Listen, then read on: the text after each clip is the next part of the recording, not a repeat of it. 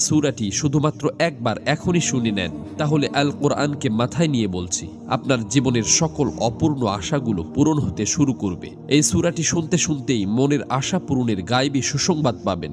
আপনার আশা যত বড় ও কঠিনই হোক না কেন, তা আল্লাহর দরবারে মঞ্জুর হয়ে যাবে ইনশাআল্লাহ।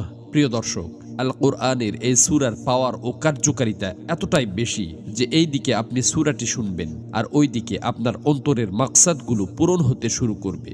দীর্ঘদিন থেকে আটকে থাকা কাজগুলো সঠিকভাবে সম্পন্ন হবে। আপনার আশা পূরণের পথে সকল বাধা ও প্রতিবন্ধকতা দূর হয়ে যাবে ইনশাআল্লাহ। আপনার অশান্ত হৃদয় শান্তিতে ভরে উঠবে। আপনি মানসিক শক্তিতে বলীয়ান হতে শুরু করবেন। সকল দুশ্চিন্তা ও পেরেশানি খতম হয়ে চতুর্দিক থেকে সুখের বার্তা পেতে থাকবেন।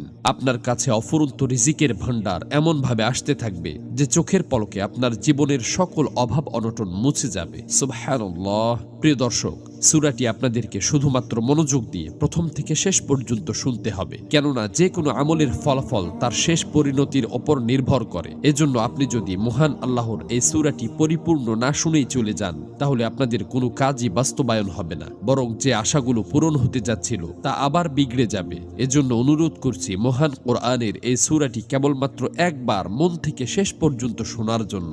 আল্লাহর কাছে দোয়া করছি, হে আল্লাহ, যারা ধৈর্য ধরে আপনার সুমহান ফজিলতপূর্ণ এই সূরাটি শোনার জন্য অধীর আগ্রহে বসে আছে, হে মালিক, আপনি তাদের মনের সকল তামান্না ও চাওয়া পাওয়াগুলো পূরণ করে দিন।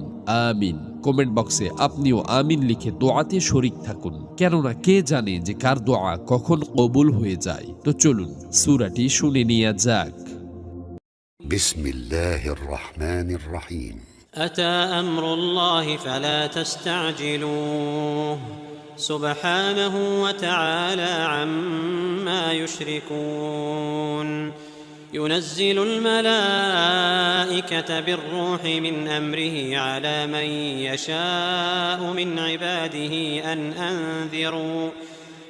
أنذروا أنه لا إله إلا أنا فاتقون خلق السماوات والأرض بالحق تعالى عما يشركون خلق الإنسان من نطفة فإذا هو خصيم مبين والأنعام خلقها لكم فيها دفء ومنافع ومنها تأكلون ولكم فيها جمال حين تريحون وحين تسرحون وتحمل أثقالكم إلى بلد لم تكونوا بالغيه إلا بشق